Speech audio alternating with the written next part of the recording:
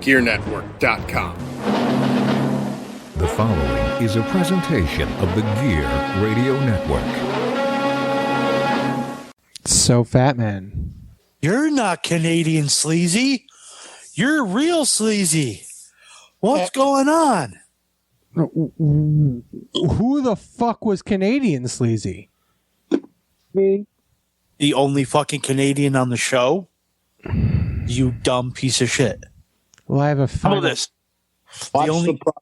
The only Canadian that's regularly on the show. Fair. I don't listen to the product, so let's talk about Final Battle on the wrestling show.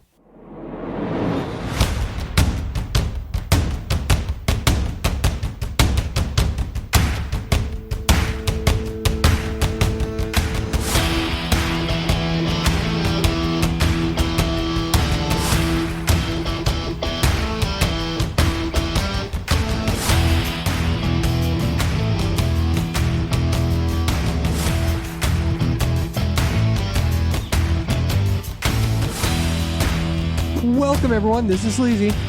I hear rap music in the background. This is Fat Man. Is it me? Oh, yeah. It's Michelle. Welcome, everyone, to another wonderful episode. Today we've got, who is that? Doja Cat? It's terrible, whatever it is. I don't know what it is, but it's something. It's terrible. On today's wonderful episode, we have the most Canadian sleazy member of the Sleazy Pack. Ryan Williams is with us tonight. Hi, y'all. And, of course, we have El Gordito Marco. Chip Willett is with us today. I absolutely love that name. But you need to start wrestling, Chip, and you need to use that as your gimmick name. If that doesn't happen, I don't know what will. I don't speak Japanese, so I don't know what it means. Okay, cool. So just to make sure we don't get thrown off the air, I closed the door. Not because of us swearing, but of course because of copyright infringement. So let's get this shit on the road. I was going to say, let's talk about the finalist of battles for ROH.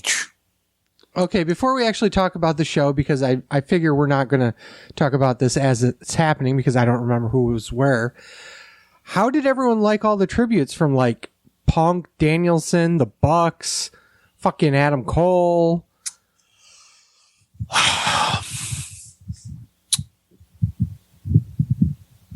They couldn't have went there in person? Right. Baltimore. They're I mean, Baltimore. Ryan, that's what I was going to say. Like, AEW loaned out Jay Lethal. Tony Khan fucking bragged about that because of fucking course he did, because he has to fucking jerk off to him being a fucking mark. Why they couldn't just show up? And FTR was there. Mm-hmm. So they couldn't have just shown up. And I was gonna say it at the for the end, but they kind of ended that fucking pay-per-view very, very weirdly. I 100% agree. It was kind of a strange... It was like, Jonathan Gresham won the title. Bye. Oh, thanks for all the history of ROH. Like, I'm assuming that there was common constraints and they had a higher finish show with a little. Yeah, you're breaking up like a motherfucker. You sound like Mega Shockwave in Transformers. Yeah. I don't know what's happening to your service, but it's terrible. But, yeah, Ryan said something about, I think is what he said was they probably had time constraints of going off the air, but like, you could have deleted one of these matches and had like these guys come out and just, you know what I mean? Like, fans for having them give their jump because they all started out pretty much in ROH. So I know like the tributes were nice and all, but like kind of agree they probably should have showed up. I disagree to that. Only because I think it was only meant to be. So if you believe what they're trying to push, which is that they will be back, then it wasn't Then that why big do of a it? deal. Then why do it? Because it's still a nice send-off. Because the Ring of Honor that's coming back is not going to be that Ring of Honor. Hey, there he is. Yay, there he is. But Welcome back. I agree. I agree with that. But at the same time, it's still the Ring of Honor name.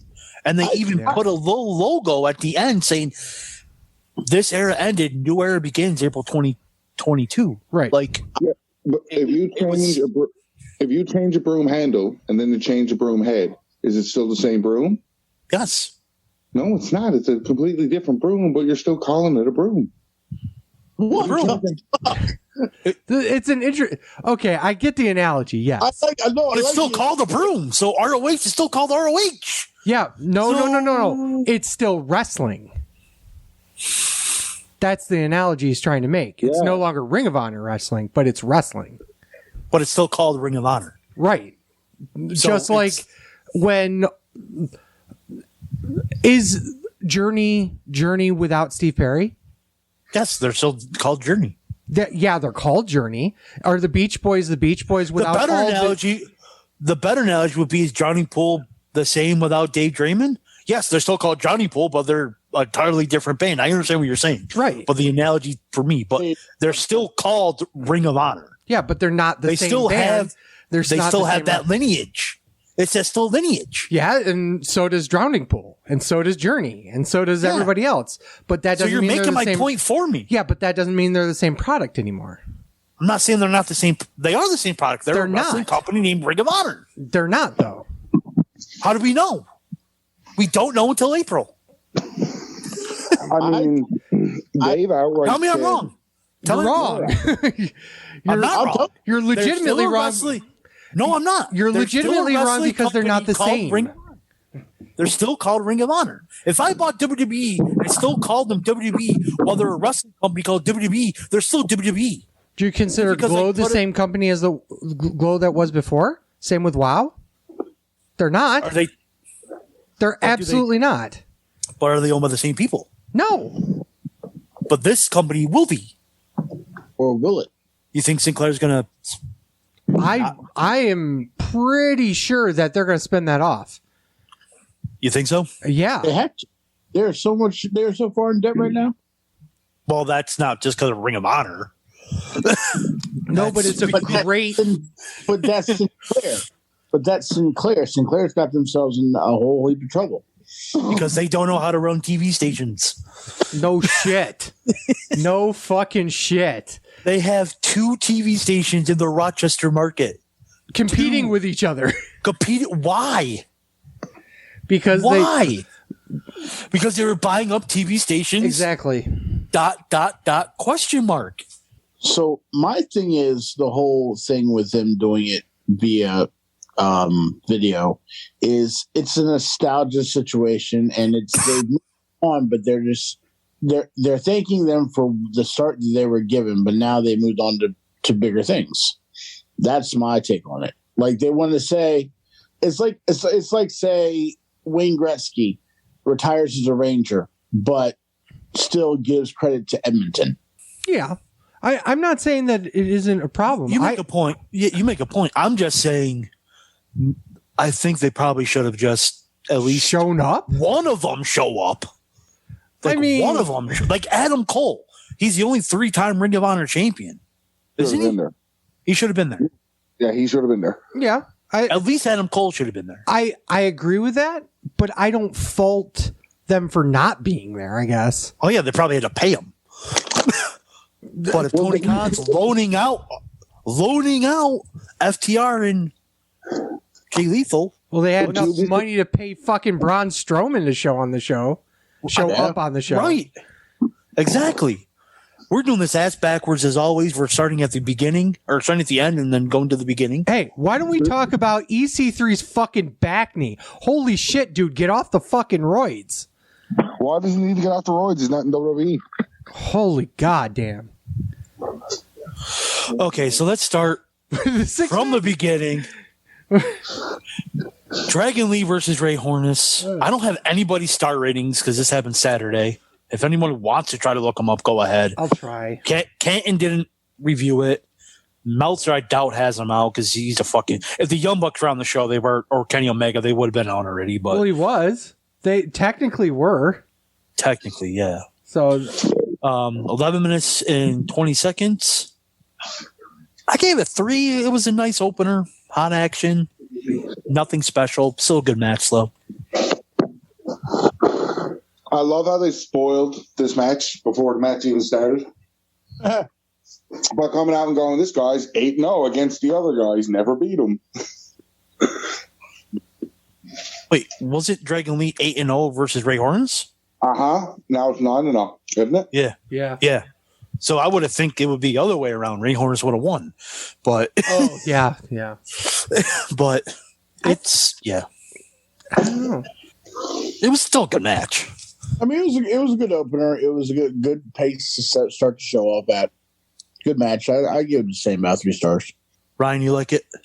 I did enjoy it. It was a good little opener for Ring of Honor for the flippy dippy guys. Yep. Sleazy.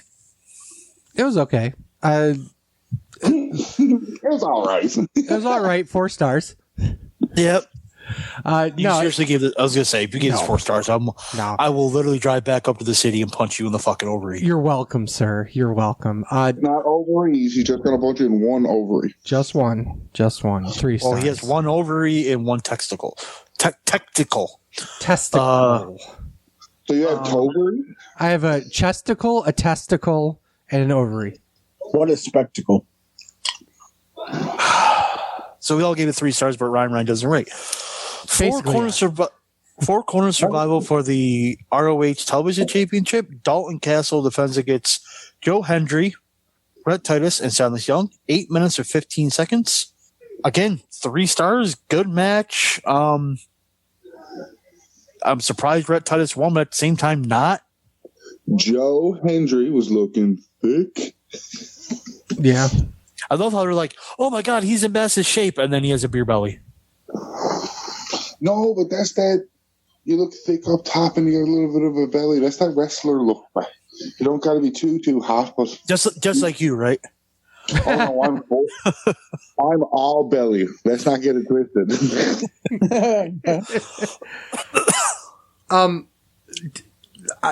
My Dalton Castle bias is showing, but I loved it.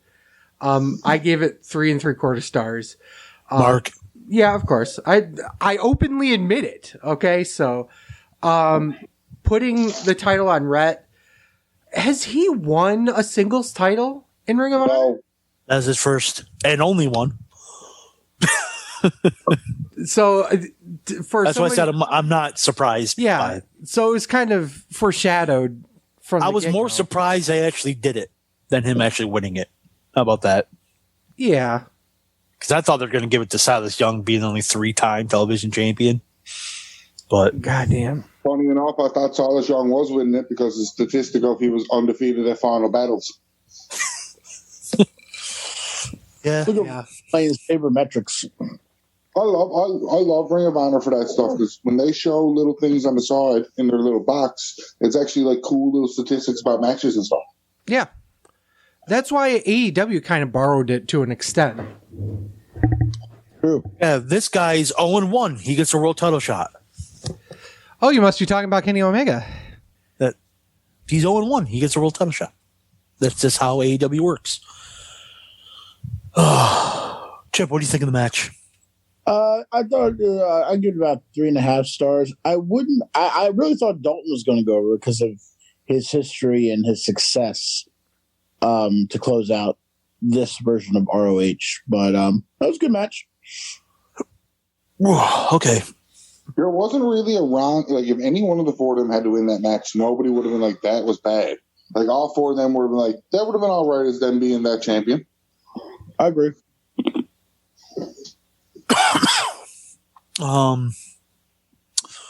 ROH Pure Championship. Josh Woods versus Brian Johnson. 12 minutes, 58 seconds.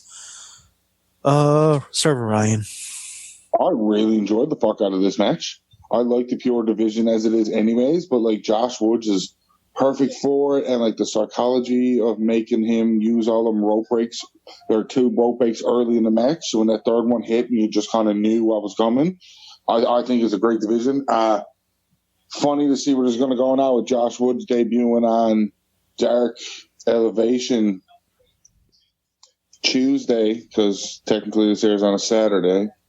So, but we'll see where that goes now. But he was on Elevation. Now he lost to Sean Spears, but it's still, there's your pure champion, and it's going to be the guy come April that he's dropping that to somebody if he's not staying around. If they still have these pure championships and shit like that. Sleazy. I'm not a huge fan of the pure division. I'm probably the opposite of pretty much everyone here. That being said, it was a nice match. I thought the finish came out of nowhere. It kind of took me by surprise that he won the way he did. So, but that being said, it was a 3-star match for me. Someone's TV's on too, by the way. Chip. No, it's not me. Fucking Ryan. It's me. I thought it was far enough away. Fucking goddamn it. I thought this was another good match. Nothing special, but I did like the psychology from Johnson, where yes, it was a pure match, but he did try to cheat to win. He was so good on the mic too. But I had a problem with his promo. He's the heel. Why is he doing a babyface promo? Because of the end of the line. It doesn't matter. It does not matter. He should have been like, yes, all these guys came before, but I'm fucking better, blah, blah, blah. He's like, this is for you. It's like, no. Like, you're the heel. Get heat. Don't get a pop. He always gets a heat at the end of his promo because he always tells somebody to get bent or bite it because it's him versus everybody. That's his promo. But now everyone is saying it. So it's a catchphrase. So he's doing a face promo. Anyway, I agree with 3 stars. Is not a face promo. Well, when people are having it as a catchphrase, like Suck It wasn't a fucking face promo too. Now look at what that turned into. I'm not saying this will turn into Suck It, but Suck it. Okay. Chip. I've always liked the pure division, and it's probably one of my favorite divisions in wrestling, and no matter across all brands.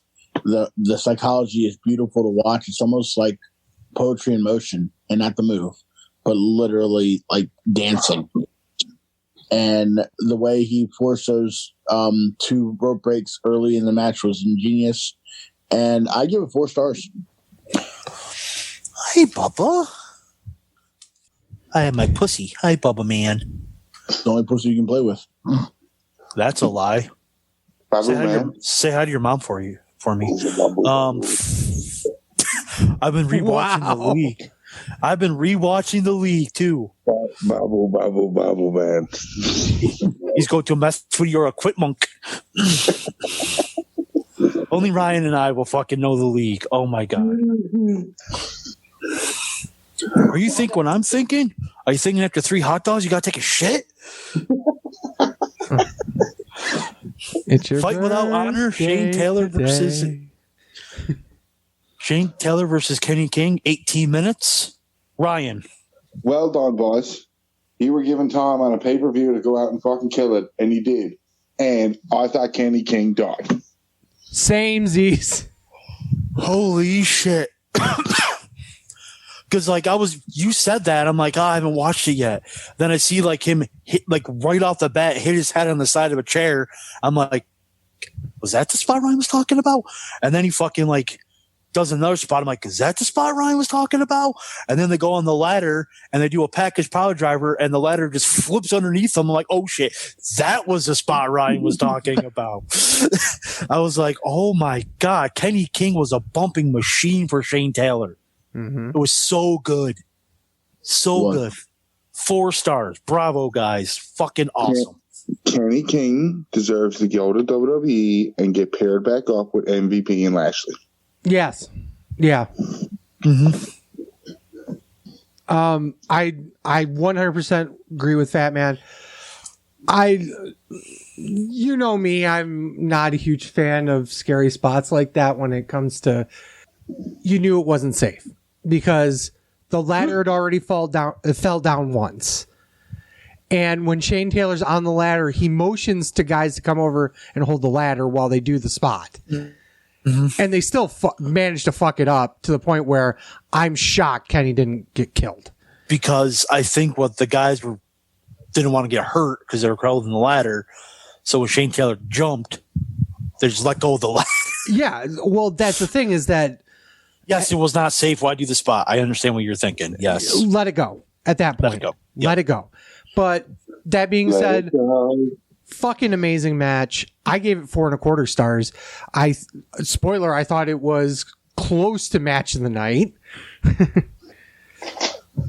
Okay. Chip. Very exciting to watch. Very fast paced. I loved it. 4.25 stars. All right. ROH Women's Championship, Roxy defends against Willow, 9 minutes and 50 seconds. Sleazy, you're the one interested in this? I would call it a warm bowl of water. It wasn't bad, but I thought the most exciting spot of the entire segment was post-match. So, what's that tell you? I think you're wrong. I thought this was a really good match. Really? I thought, I literally put in my notes, it's sad to see that the women's division finally gets good fucking women's wrestlers. Like, not, they were good before, but like actual athletes that get in there to wrestle, and the company's over. It just felt. I thought Roxy was the perfect person to put the champion on. Willow was a great challenger. I gave it 3.5 stars. Wow. I felt really liked it. For me, it felt like something was off the entire time. It just felt like a little something was like not quite firing on all cylinders. I don't know. Chip. Yeah, it wasn't one of my favorites of the night. I gave it 3 stars. It was a decent match, but it just didn't catch my attention like I thought it was going to. Fucking asshole cat. Ryan. All I'm going to take from the match, and then I'm going to remember, is Deonna Purrazzo at the end. Like, that's all really anyone's going to remember about this match. Yep. So, I mean, and then obviously she comes down and challenges Roxy for a title match for the AAA Women's title somewhere. I mean, technically she could be a double champion by the time they face. Yeah. I doubt that they're going to strap the fucking Impact title on Deonna, but that's Can you imagine? I mean, it makes sense to put her back on Deonna. Yeah, Make her be the female belt collector and actually collect belts and defend them. I don't think she actually will. Mainly because I don't think she's, I don't want to say trustworthy, but... You don't think Deonna Purrazzo is trustworthy? Reliable is what you're meaning? Contract-wise. It's funny to me because I'm thinking about it as like, I think they are going to do it for Deonna Purrazzo because Deonna Purrazzo is more trustworthy than Tessa Blanchard was. That's fair. Yeah. Yeah. But that kind of blew up in their face more ways than one. So. Yeah. Poor Sammy Callahan. Violence Unlimited and Rocky Romero versus EC3, Eliism, Taylor Rust, and Hot Sauce Tracy Williams. 14 minutes, 45 seconds. Ryan, you're the tag team wrestling enthusiast. To me, as good as this match was, this is another match that the end of the match is what I took away from more than anything else. Okay, cool. Nice anal cyst. Chip. It was a good match.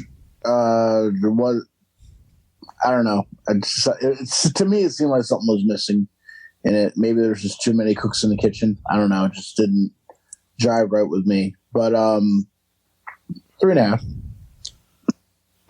For me, it was like, okay, let's have a tag team match for like the first 3 minutes and then throw out all the rules and then go fucking ape shit crazy for the last 11. Agreed. Like that's kind of what it was. Like, I mean, I thought it was a good match. I gave it 3 stars. I thought it was a good match. But again, it was all like, let's get our shit in as much as we can. And they did give the fans what they wanted. The fans were cheering. So that's what this match was for. It was just get the big high spots in and then go home. And yet, no one's going to remember the match. No. Nope. Not at all. I gave it 3.5 stars for exactly that reason. A little bit of crash TV at the end, but So, when Ring of Honor comes back in April, whatever version of Ring of Honor, this I hate corporate TV wrestling, is this your main face stable or your main heel stable when you come to Ring of Honor 2.0? Got to be heel. it has to be heel. It has to be. Has to be. There's no reason why it can work as a face stable on a rebooted show. Do you have any reason thinking that could be a babyface stable? So you kind of got, say you have your EC3 and your Braun Strowman and all these guys that are thinking this corporate wrestling is all shitty, but they're the guys that are going to be stood up fighting all of these new people that are coming in, and they're only coming to Ring of Honor now because they know they can come in and get on TV and make their paychecks a little bit bigger when they go to the next town and abuse. You know what I mean? It's a very nuanced storyline if you do it that way, because I'm not sure even a smart fan would feel that would be a face maneuver. You know what I mean? No, but you're looking at it too. That Sinclair, if they do keep Ring of Honor, because I don't think they're selling it. I think Sinclair's keeping Ring of Honor, and they're keeping Ring of Honor solely to have television programming. That's it. Off.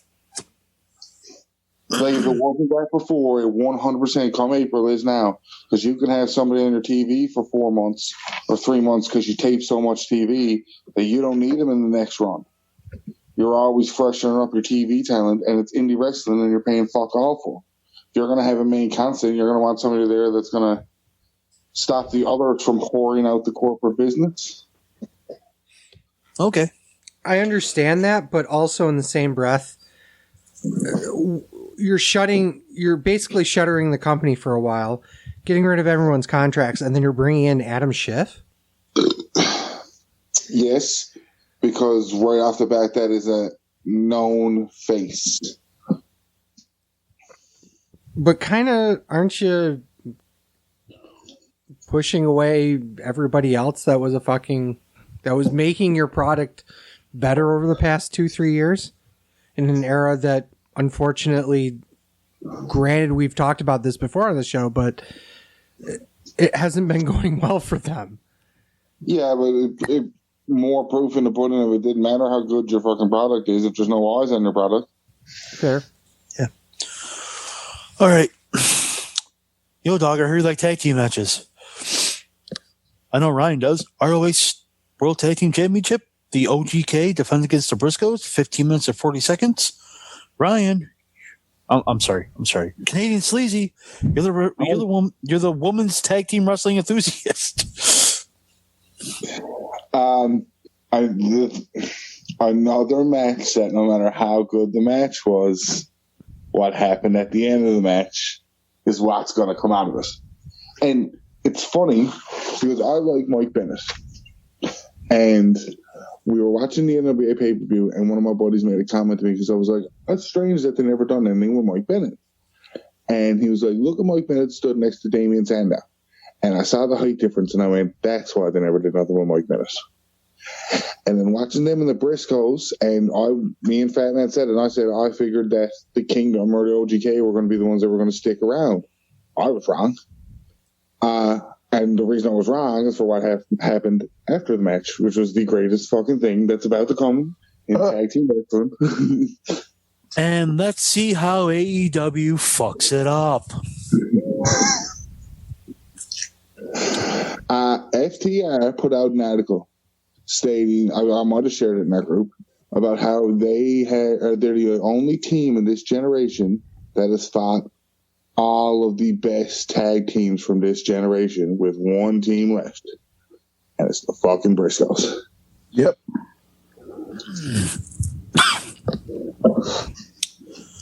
Right. So cool. We get a one-off match that's going to be good, and then cool. Look at that bitter ass fuck over next to me here. I'll save it for the end of the show because I thought the match was actually fucking great, and my notes are proof that the OGK are better as tag team wrestlers because they suck as singles wrestlers. They're the greatest tag team wrestlers. Considering for me, this match proved it. Yeah, this match was match of the night for me. Yeah, I gave it 4 stars. I gave it 4 stars. I gave it the same rating as A Fight Without Honor, but I think this one is my match of the night. Okay, Sleazy. 4.5 stars. I absolutely believe this was one of the. This couldn't have been a better way to top out the tag division Ring of Honor, short of literally the Bucks showing up. That being said, I actually disagree with the fact that FTR showing up would overshadow this match because they absolutely just destroyed it in the ring. I think people will remember the match as well. They'll definitely remember Maria being back for one night. There will be a lot of this is what Ring of Honor was for the past 5, 6, 7 years. These two teams. I don't think if the Bucks show up, it's the same reaction compared to FTR. I meant the Bucks like doing a match on the show. Oh, okay. Like if you don't have the Bucks booked for the show, this is the best 2 tag teams that you could put together on the Ring of Honor roster. Okay, ROH. Oh, sorry. Match for vacants. ROH World Championship. Jay Lethal versus Jonathan Gresham. Sure, it was match tonight for me too. Oh, I forgot. Fuck you, Mark. There's a Japanese mark here. You say his name correctly. El Gordito Baco. Thank you. Es bueno. That's gonna stick, you know. Yeah, no, it is. I don't speak Japanese, so I don't know what that means. Chip, welcome to getting your own T-shirt. Yep. Yeah. You got to make it though, but we get all the profit. I by far believe this was match of the night, and probably the best RH match I've seen in a long time, and borderline could be discussed possibly for match of the year. Let's just pump your brakes right there because it's not match of the year. Get the fuck out of here. Let's just pump your brakes right there. We already know what the match of the year is, and we're going to say it in a couple weeks. No, we're going to say Walter Dragon too. I didn't hear what Ryan it was said. a great match. It was a great way to end and they just went at it and went at it until there was nothing left. And then FTR showing up just as a culmination of it. It was great. Okay. You got your shit in. Wait a second. Wasn't there a WLC 2 this year? Match for vacants ROH World Championship. Jay Lethal versus Jonathan Gresham, 15 minutes of 35 seconds. We kind of touched on it. Jonathan Gresham won. It was a really good match, predictable. I did not like the roster coming down at the end. I think it took away from Gresham's win. I think that was their cue. I think you're right, but I didn't like it. It just, I don't know. It just took away from Gresham's win. It took away from the crowd experience, I think, because they all had to stand up to see now. I don't know. It just, I liked the match. I hated the finish of this fucking pay-per-view. Not that Gresham won, just the overall presentation. Like, I just hated it. Like I said earlier, yay, Jonathan Gresham wins. And, well, bye. It was good to see Jordan Grace there with him that he did not acknowledge at all. Gresham. Right. I was going to say something about that, but yeah, what the fuck was that? Here's the thing. 3.5 stars. Let me throw this out to you. I watched the replay of this. It was exactly 3 hours long. Yep. Like to the second, 3 hours. 2:59:59, I believe. Yeah, it was. They wanted to keep it 3 hours, and you could tell that they went home early. This was only a 15-minute main event, which I would have thought would have been way longer, considering this was like the crowning moment of Grisham. It was the crowning moment of this, of this next era of Ring of Honor, so to speak, using the first Ring of Honor title. It was a vacant title, using Jay Lethal and having Jonathan Grisham go over him, even though they were, buddies to begin with. This whole thing. And Stop it. Well, Not you, my cat. No, you. I figured that's what he was talking about, but just in case, right? I felt like it was the entire match was lacking something too. And you're absolutely right. I thought the roster coming down before the match was over was no. Afterwards, I think it would have worked better. But the other problem with that is that if you wanted to do that finish, so to speak, and have them blah, blah, blah, blah, blah, and powder out there, and you're running out of time, you got to do it soon, I guess. That's why I think you should have cut a match.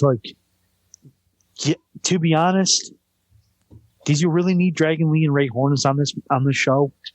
It's funny because you say cut a match. They had 3 matches on the pre-show. Yeah, I was gonna say, and not just 3 matches, but like fucking multi-man matches. You had a triple threat tag match that was the women's. You had a 4-way. Yes. No, there was a 6-man tag for the trio titles, and there was a 10-person tag, which was a mystery 10 persons. That's right. Yeah, so it was holy shit. Just holy shit. I don't know where you cut, especially considering it's their final show. You go to pay-per-view providers and go, give us 3 hours and 30 minutes. Just add it on a half hour. I agree with that. That being said, who the fuck knows? Ryan said it best, actually, just now. Yeah, that's exactly what my opinion was. I was just like, fuck your extra 30 minutes. They timed that as perfectly as they could. When they realized they had to go home early, that was what they were going to do, bringing all those wrestlers out at the end of that match, regardless, with him and Jay Lethal. All that means is that match would have maybe went another 10, 15 minutes longer, and we probably would have been like, that's a good match, and you still would have shit on the wrestlers coming out anyways. It's better that they did it this way, that they only had 15 minutes and the guys came out. Because if that had to be a good 20, 25 minutes and everybody was getting into it and the wrestlers came out, most people that aren't going to like that are going to shit all over that match. Yeah. All right, Trip.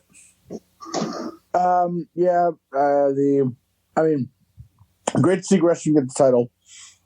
But I was shocked, like everyone else was, when I saw him coming down in the middle of the match. I'm like, what? This isn't a lumberjack match. That really threw me off at first. But yeah, they were going by the old pay-per-view restraints, which is 3 hours, the way it used to be. 3.5 stars. All right, Sleazy, did you talk about it or no? Enough. Okay. I don't think I gave it a rating. 3.5 stars was mine as well. Okay, so we all pretty much gave it 3. Yeah, it was good, so but nothing. Again, I talked about it. I didn't like how his pay-per-view ended, and it set up angles in AEW is what this show was for. Not for, but it's what it did. And Impact. And Impact, yes. So, I mean, I guess I'm okay with it, but as the last ROH show in its current form, how about I put it that way, they could have done better. I mean, the match quality was really good. I didn't have a match under 3 stars. I thought it was a great ROH show. Where was this effort? For the past couple of years. Like, in AEW is where the effort was. But it's just, but I thought it was a great show, the best ROH show probably since they lost their roster. Yeah, like I'm that serious. When they do the Rise and Fall of AEW or Rise and Fall of ROH, they better say when AEW started, that's what killed the Ring of Honor. Mhm. Oh shit, I still need that notebook. But yeah, like it was, I don't know. Like I just thought that the effort was there by all the people to make this special. And I think they set up angles in their companies, which is fine for some of the performers involved. But I don't know. I just thought they could have just done a little bit better job. But it's a show we got. I thought it was still a great show. Is what it is. For them to have 8 matches on the pay-per-view card and you not rate a match under 3 stars puts that in like a top 5 show Oh, yeah. year for you. Yeah. Oh, and by the way, the match of the year is fucking Walter and Dragunov too from NXT. Who said that? I didn't say that. Oh, I said it because it's the fucking truth. We'll Okay. find out in a couple weeks on our award show. Yeah. I mean, we already know what Ryan's match of the year is, so. Spoiler. I can tell you right now, every other answer is wrong. Well, let's see how wrong we all are. Sleazy, what do you think of the show? I thought it wasn't really a send-off. And I think that's what my problem was. Yeah, and I think you're right. It was meant to set up things outside of the company. And with the way they're planning on restructuring, supposedly, and obviously this is all rumor, speculation, whatnot, it makes kind of no sense to do it that way.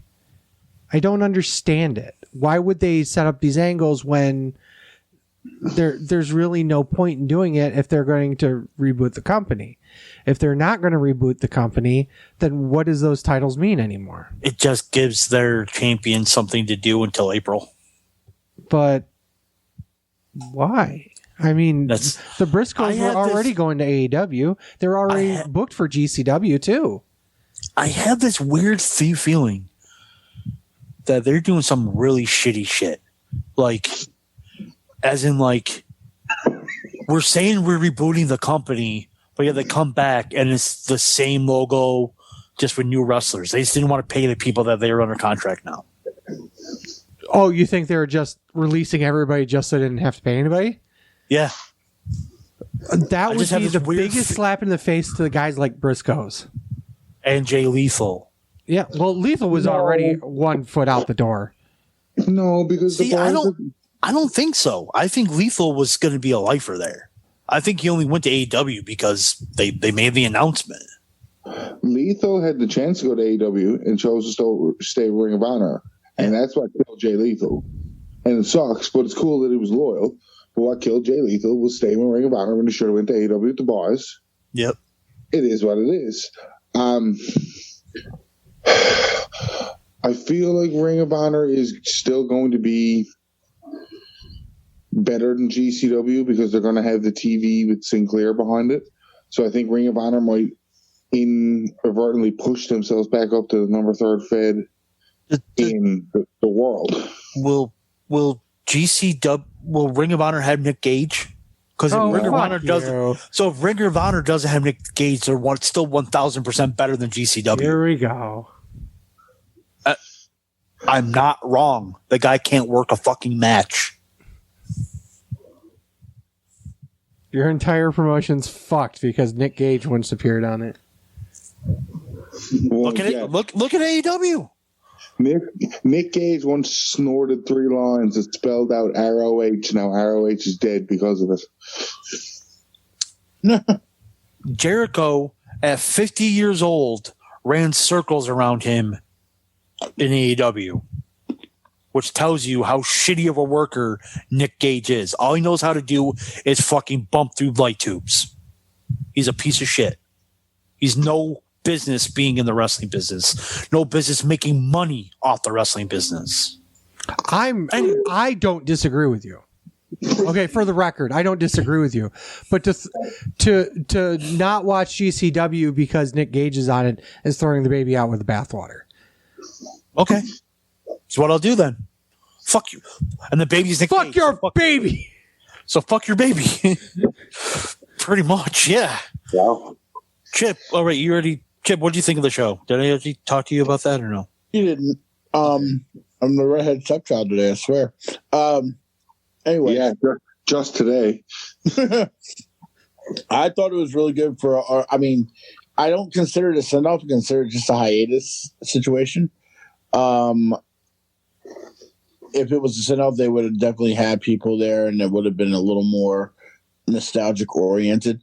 But definitely the best ROH pay-per-view I've seen in a long, long time. Great wrestling. The send-off, the setup for AEW was interesting because I always want to know if ROH closed, where the Briscoes would go. We got that answer. So you're already going to stick them with a very clogged tag division as it is, so it's going to make it very interesting. But yeah, I don't consider it a send off. I haven't really heard what ROH is planning on doing, but it was more of a hiatus that started and will culminate in April, I guess. But definitely a better, one of the better ROH pay-per-views. Asuka is the greatest. Just go to the ad. Okay, let's do. I don't got many news and rumors. Let's jump in this quick. WWE assigned 13, I think it is, people in their NIL program that we talked about. I'm gonna list them off here. Carlos, I'm gonna butcher this fucking name. Maybe I won't. Olives. He's a track and field star from Ohio State. Haley and Hannah Cavender. They were basketball players from Fresno State. AJ Ferrara is a wrestler from Oklahoma State. Yeah, I was gonna say I've heard of that name before. Lexi Gordon is a basketball player from Duke. School Duke. Aaliyah Hutchins is actually Canadian who played track and field. The fact that you pointed out she's Canadian 100% makes you a wrestling journalist, by the way, dickhead. It says it right here, Canadian. It says, I just pulled up Canadian because there's a Canadian on the show, and I thought you'd look her up and jerk off to her. I'm sorry. I'm trying to make you use. I want to see your vinegar strokes, Ryan. No way, Sleazy's dead. I love it. Okay, so technically he's still not a wrestling journalist as long as he's reading from wrestling journalism publications. Fuck that. She's from Wake Forest. John Crone is a football player from Portland State. Dude, he's a big motherfucker, 7 foot tall and 400 pounds. Jesus. And you can't teach that. Thank you. Glenn Logan, also a football player from LSU. Isaiah Uga Benson, I don't even fucking know. He actually was a football player from Alabama. I never heard of him. Mason. Terrible journalism. Thank you. Mason Paris from wrestler from Michigan. From right here. Right here. Marisa Russell is from a track and field star from Kentucky. John Sinton, football player from Elon University. Is that like Elon Musk's university? I don't know. Sure. John Spevik, football player from Northwestern. Denson Wagner is also a football player from Arkansas. And the last one is Riley White, a track and field star from Alabama. So it's a mixture of track and field, wrestling, football, basketball. Where do you see them going? Are they just holding on to their NIL stuff for them? They're holding on until that's what they're doing with Gabe Stevenson, is he graduates in May. Okay. From Minnesota. So NIL is essentially, they're probably going to wait for them. Yeah. So like you can pretty much sign them.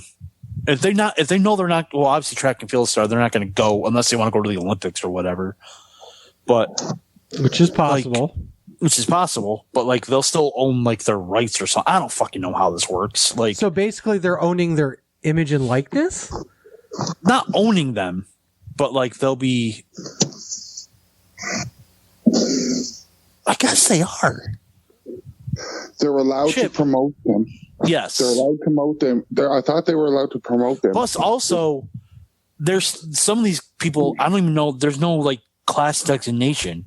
So they could still be in college for another 2 or 3 years and then come out and go to the performance center. It's the equivalence of like what happened with Matt Barkley and a couple other quarterbacks in the NCAA, where they signed at like 15 years old and they had rights to that person until they went to college.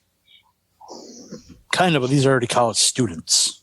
But I'm saying, but now yes, now they have the rights. Yes. So essentially, like if they don't think they're good enough to make it to the NFL, say these football players, WWE is going to sign them up, and then they'll just go train after they graduate. Exactly. Okay. Yeah.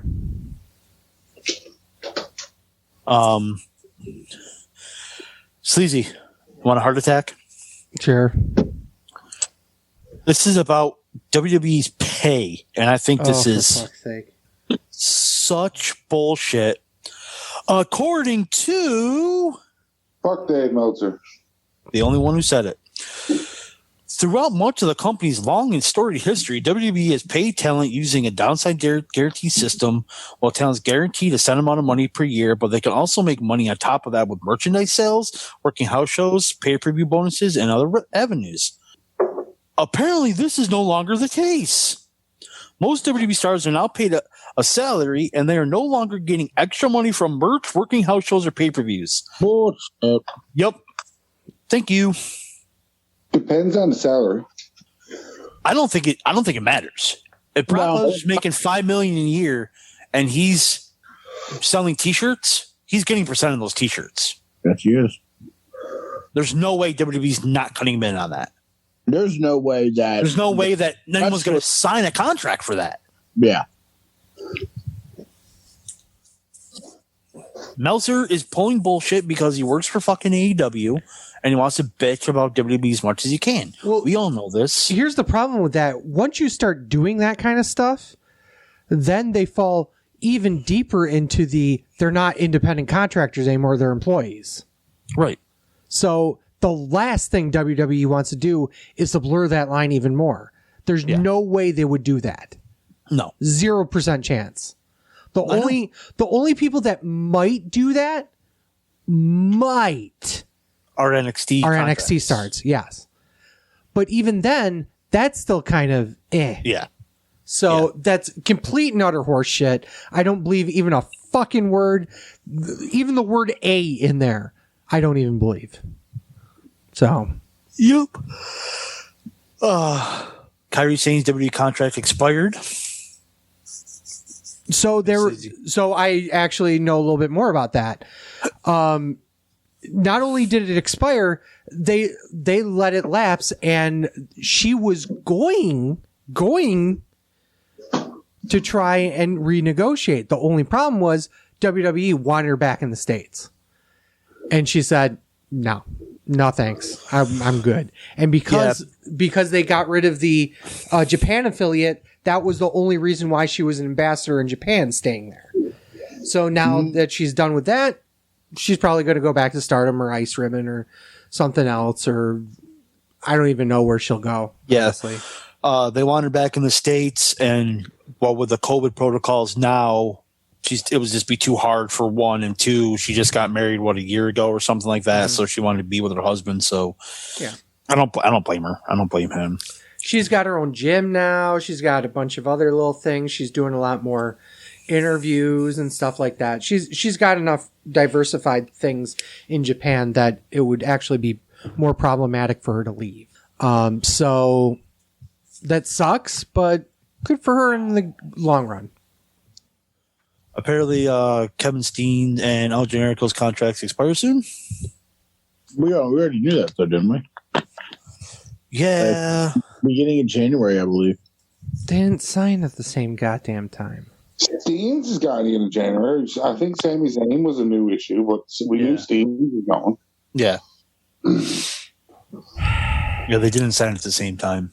I think wasn't Generico like a year It was nearly a year. Yeah. Because he had that whole thing with Cesaro for a while. He did a bunch of different other things. Because he went to NXT, because I remember the ladder war, and then Steen King, I think the following December. Yep. It was a ladder war, a final battle. Yeah. Yeah. Jerry Lawler signs a new. The amount of people that are going to leave AEW or leave for AEW will shock you. Jerry Lawler signs a new WWE contract through January 2024. That motherfucker will die in WWE first.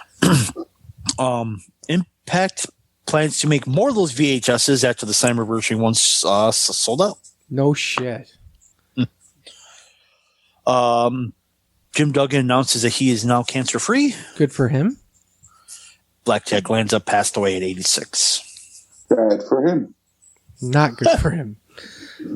Apparently Andrade says, don't believe everything you read on the internet, because that's how World War I started. He and Charlotte are still together. Cool. Don't care. That's how World War I started. Latin Flair still together. Wow. Okay, Slizzy, let's talk about Alberto Del Rio. Okay. We want to formally announce that as of today, which was December 10th, the honorable judiciary system of the state of Texas has officially dismissed Alberto Rodriguez, known as in the professional world as Alberto Del Rio or Alberto Del Patron, of all the charges presented against him. That's it. I don't know. So they dismissed all the charges. Yeah. That was kind of a given at this point. I don't think he was ever in any danger of being convicted of anything. They didn't have much of anything on him. Didn't it happen like years ago? Yeah. Well, Yeah. that's what happens when you drag shit through court for years and you have the money for the lawyers. Fucking litigation. Yep. According to... Fuck Dave Meltzer. Thank Yay! you. So We did I'm going to it. read you... I'm going to read you this quote, and it's from Meltzer, and I may have a hard time getting through it. I was told, okay, this is about Johnny Gargano and Kyle O'Reilly. I was told, okay, both of their contracts are up and will be up in a couple of days, and neither are signed. The feeling from what I was told from people at NXT is that they believe that they're going to be back. That those are angles to get them away. Both are having children early next year. Gargano talked about it. Riley's in the same situation. The feeling is that the angles were to injure them, to take them out for a while, and then they will be back. The thing is on that is Bryan Danielson was the same way, if you remember. If that's the case, do you let your contract just expire? If that's the case, then why don't they just sign a new contract? So I don't know exactly what the deal is. I know that in one of the cases, one of those people was very much considering AEW, but had not made that choice.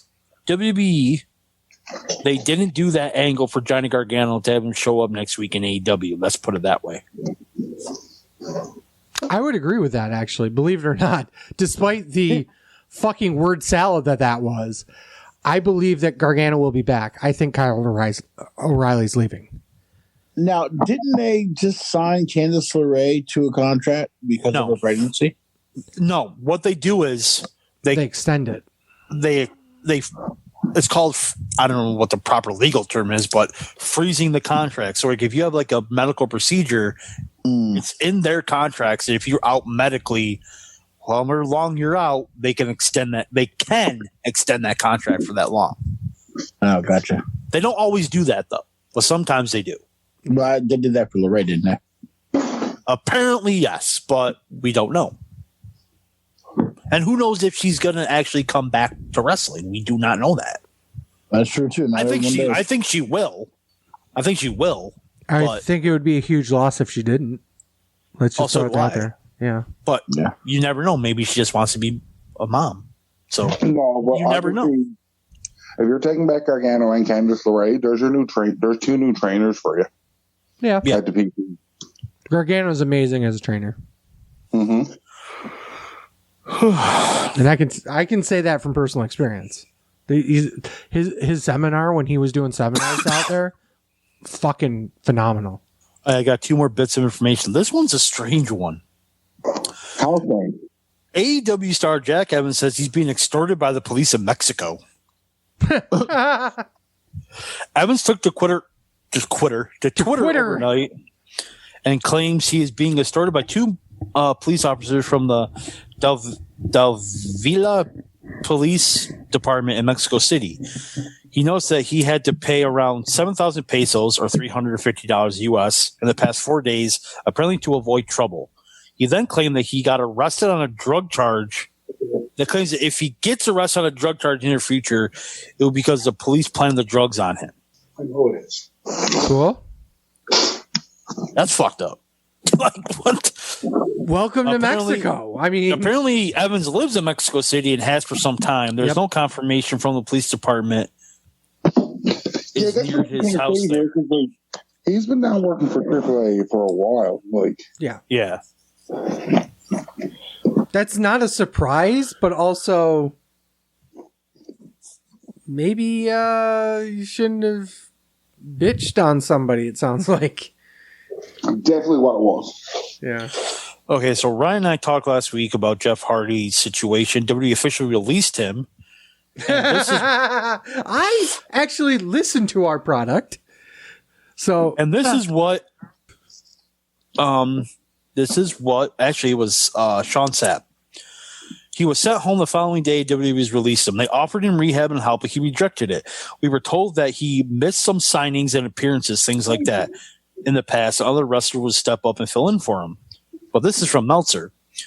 Hardy said that he was fully aware that WWE would need to take action if he refused rehab, which is what Ryan said. Mm-hmm. But he didn't say if he refused rehab. He said he did it because he wanted to get fired. Mm-hmm. Hardy has a standard no compete clause, and he will be able to work for other companies in early March. Now, if this is drug related, which I actually do believe it is, because it's fucking Jeff Hardy. Any big major company would be stupid to hire him. Mm-hmm. Incorrect.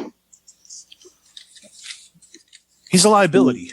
He has a 90-day no-compete clause. If he goes back to any kind of rehab within those 90 days, even though he's already turned it down, WWE already got rid of him. WWE's not going to see a former talent not go through rehab. He can get WWE to pay for whatever 30 or 60-day rehab he needs to come out as a clean and sober person, and whatever Fed he goes to after that is a redemption story again for Jeff Hardy, and it'll work. The fifth redemption story for Jeff Hardy. Doesn't matter. It'll still work because it's Jeff Hardy. It's stupid. If I were Tony Khan, or if I were Anthem, or if I were Billy Corgan, I would not touch Jeff Hardy with a 10-foot fucking pole. Anthem's not touching him in the 10-foot pole anyway, no matter what. I will bet $100 that he does not show up on Impact TV in 2022. $100. Yeah, I don't. Easy. I don't. I understand where you're coming from, Ryan. I'm sorry to cut you off, Jim, or whoever was talking. I'm sorry. I understand where you're coming from, Ryan.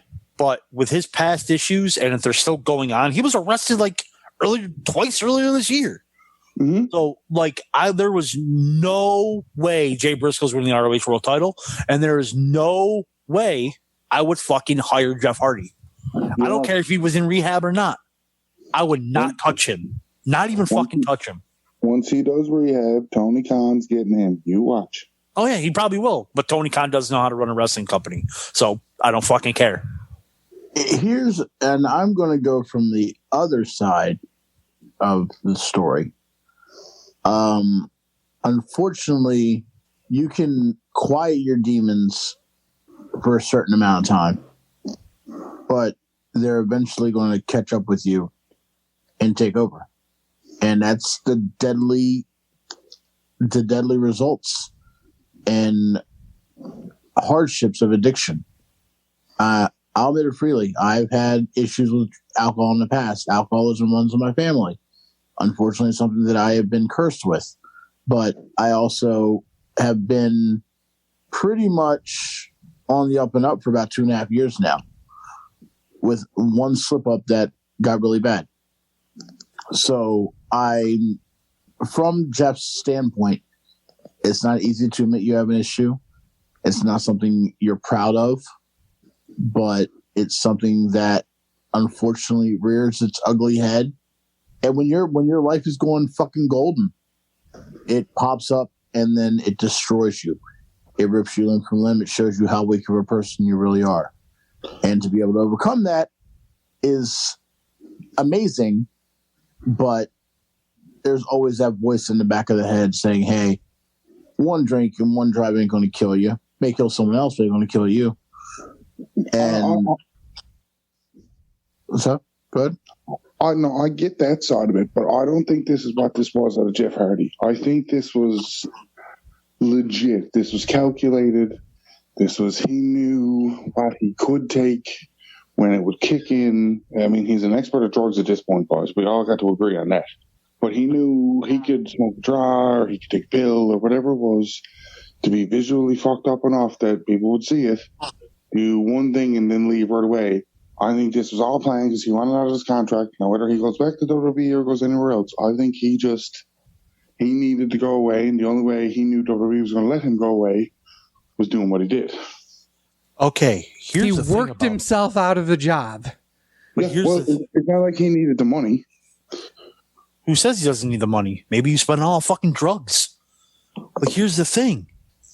If he did that, not only did he put his own life in danger, he put his fellow co-workers' lives in danger.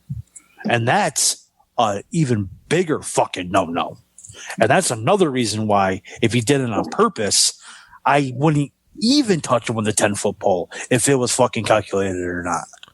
And here's the other thing about this. On the other side of this coin, there have been a few people that have stated outright that he didn't seem to be on drugs. That was all work. So I don't know if any of this is true. I don't know what the end result is. Jeff is gone. If that is true, how great of a worker is Jeff Hardy? He knows how to fucking act like he's a fucking high piece of shit because he's a WWE champion worthy competitor. And here's the thing. I honestly think his next program was going to be with Roman Reigns. I 100% believe he would have been like the Royal Rumble opponent for Roman Reigns. Really? Mm-hmm. Not saying he'd win. I don't disagree with that. I think that's exactly where they were going with him. But Jeff did not want a job to Roman. But here's the thing. Why would he want to do it? That's another thing. Get out of his contract? Yeah. I think he's just kind of more burnt out a little bit. Like, they weren't really doing anything with him in terms of what he kind of wanted to do with wrestling and stuff. Yeah, Jeff has always been a strange bird when it came to that. It wasn't always about the money with him. It was always about his creativity and being able to do what he wants, to be creative in the ring. I think that was part of the reason why when he came back, he put in his contract a clause to use his old theme and shit. It's like, well, I mean, look, did you watch his Broken Skull? You could tell that. Exactly what you're saying about him. You could tell that from his Broken Skull. That makes sense. I haven't watched it yet, to be fair. No, I haven't either. So. I didn't know there was one with him in it. Shit. Well, like here's came out 2 weeks before it was fired. It's classic WWE. Oh, we got a DVD coming out. Let's turn him heel. Oh, we got a special coming out. Let's fire him. Here's the thing.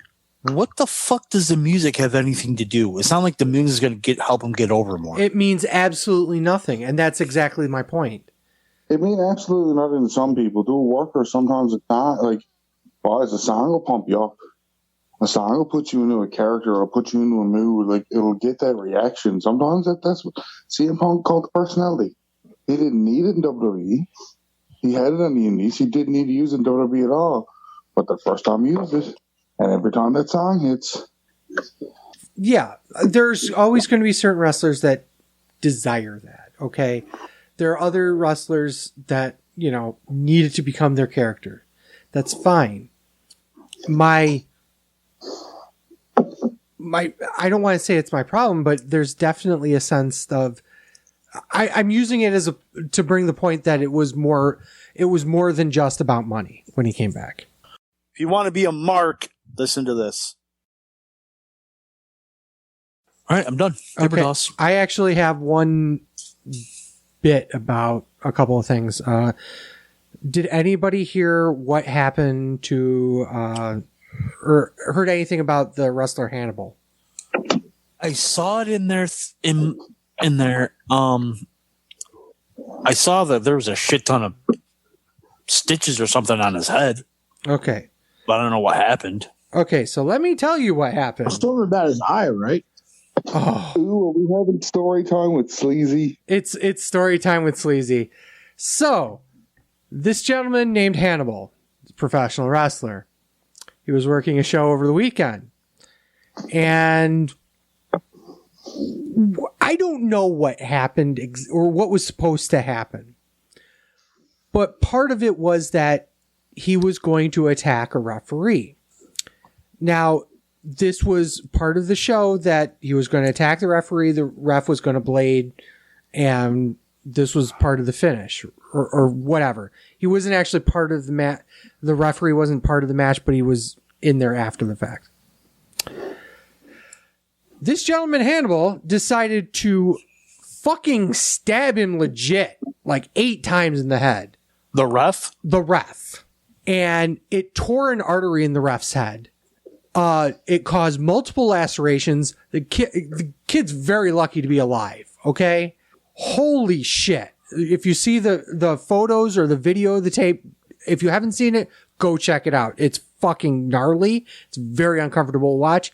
And because it was a planned spot in the beginning, nobody went out to help him until after the fact and went, oh shit, he's bleeding like a fucking stuck pig. This is a problem. Hannibal was drunk. Came to the ring drunk and fucked this kid up. Bad. Fucking bad.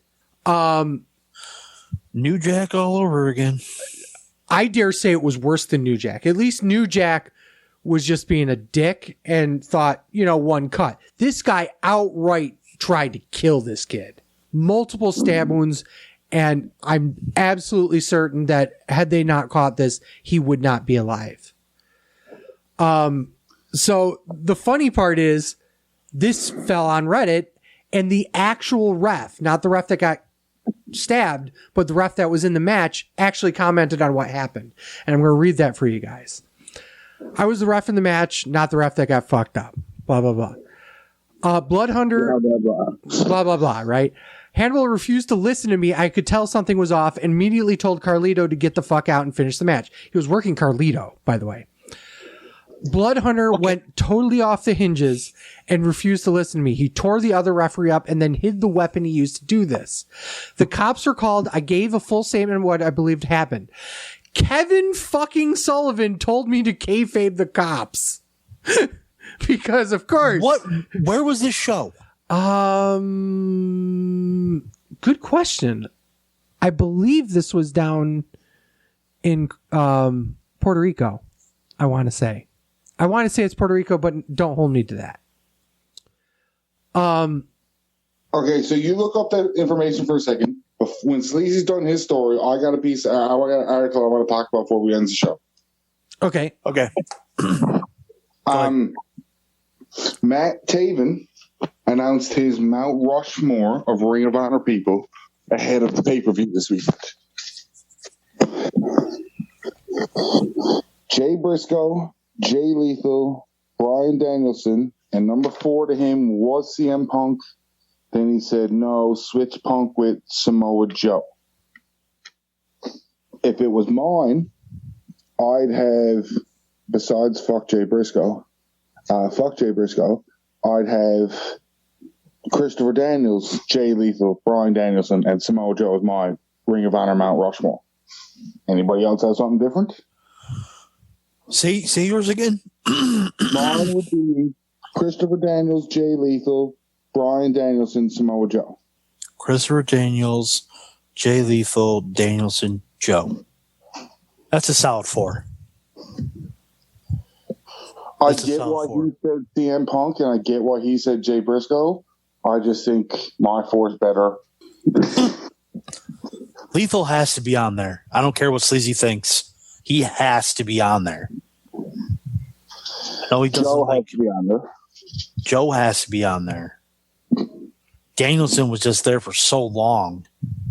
There's 3 right off the bat. And I get the 4th one can be a mix of people. Jay Briscoe, CM Punk, Samoa Joe, Nigel Davey Richards, Nigel McGuinness. Like, usually with Mount Rushmore, there's always 3 solid and 1 is your variable. Tyler Black. I was thinking that. Jimmy Jacobs. If I said tag team wrestlers of Ring of Honor, I'd put Jimmy Jacobs there.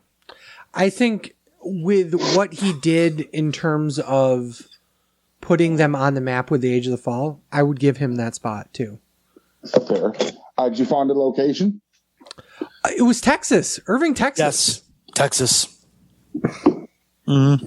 So, world-class Revolution event in Irving, Texas. The Blood Hunter defended the Texas Heavyweight Championship of his former WWE star Carlito.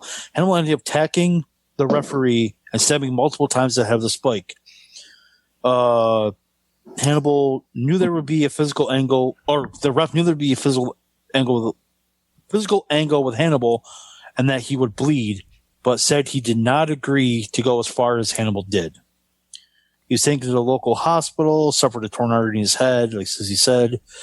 The ref stated that the incident was definitely not a work, and the angle went way off the rails. There's been a GoFundMe for the referee. It's fucking ridiculous. I'm going to link the story. I'm going to link the Reddit post in our liner notes. So check that out if you haven't, or if you are just listening to this now, check it out, or check on the Facebook page. I'll also cross post it there. Fucking nasty fucking bullshit and shit like this. He should be arrested. He should be banned from any wrestling show, especially even if he didn't do that, just showing up drunk. He should be gone. Again, exactly. You're hurting your opponent. You don't know how well it's going to do. And why would there be a physical angle with a referee? This is what I don't understand. After the match, that makes no sense. Right. I don't get it. I don't understand it either. I love the fact, the best part about the story. And not the referee that was in the match. Another referee. Right. Was there a ref bump and the guy came down? That's the only thing I could think of, but that's not what it says. It doesn't say anything about a ref bump. Well, I can tell you. The guy came down. Well, that's the thing, is that this Reddit thread has the ref who was actually working the match and has exactly what they were supposed to do, which was, so here was the way it was supposed to go down. I just lost it. Hang on. Sorry. Yeah, so the other ref that was in the match wasn't supposed to be a working ref. It was all so fucking strange. So Hannibal wins via the shittiest roll up he's ever seen. One of the other guys comes down to brawl with Carlito. This guy follows him to the back. This is the third ref's cue to come in to get Blood Hunter to go to the back. All planned. Blood Hunter is to hit the third ref with a spike safely. The third ref's supposed to bleed, and we all meet up in the back. That was the entire spot. Why? Because his name's Blood Hunter? Because he's the champion, and he needs to get his heat back. Here we go. And Kevin Sullivan's involved. And Kevin Sullivan knows a few things about killing people. Here's the thing. One, that's the most shindiest thing I think I've almost ever fucking heard. It's so stupid. Two, Kevin Sullivan in a random indie show in Texas. I don't buy that. I really don't. Not saying that he's not there, but I really don't buy it. What do you mean? Doesn't he live in Texas? No. Wait, Kevin Sullivan? He was advertised on the card. Oh, was he? Yeah, it was absolutely advertised on the card. Okay, I didn't know that. He was advertised as his second. Oh, I thought as he Blood was Hunter second. Yeah, I know. I thought he was just like working the not as like not working on the show, but working backstage at the show. No, he was working the show. Oh.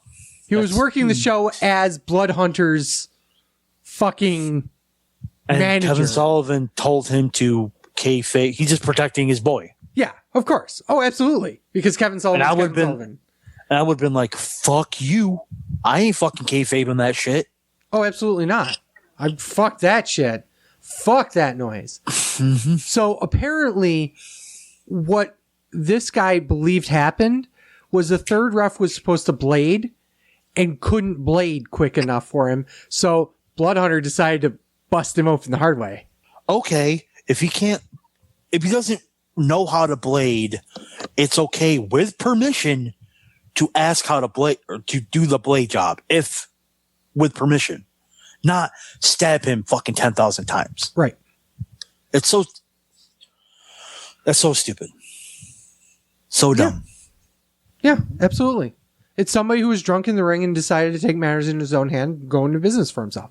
It's a simple way of putting it, and it absolutely should not be allowed. And honestly, this guy should never work another match ever at a bare minimum, and most likely he should be in fucking prison.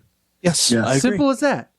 Mm-hmm. I bring it up only because I thought it was an interesting topic to bring out there, and because I guarantee you, as this keeps going, and already TMZ's starting to fucking play games again with it, is that it's going to come out that, well, the ref was supposed to do it, and it was a planned spot, and it just went a little awry. No, it wasn't, and everyone fucking knows it who's got any idea of what the business is. It was a stupid spot to do to begin with. Oh, yeah, absolutely. Why the ref agreed to do it to begin with is beyond me. Yes, maybe the ref agreed to do it, but can he agree to do that? No. Oh, absolutely not.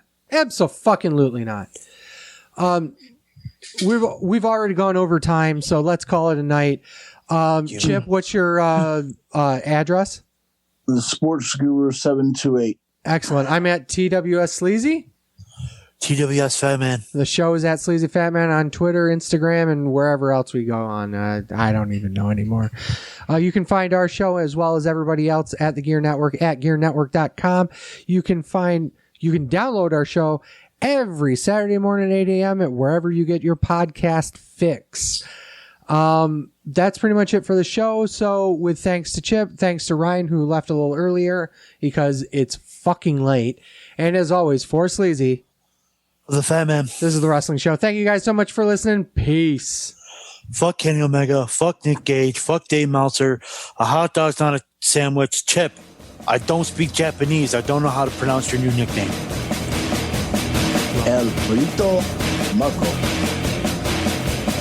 I'm a truth that you seem to run from. I'm an army of one. I'm a clip in your gun. I'm the pain of the game. The bloodshed in your name. When there's nothing to gain, all the world gone sad.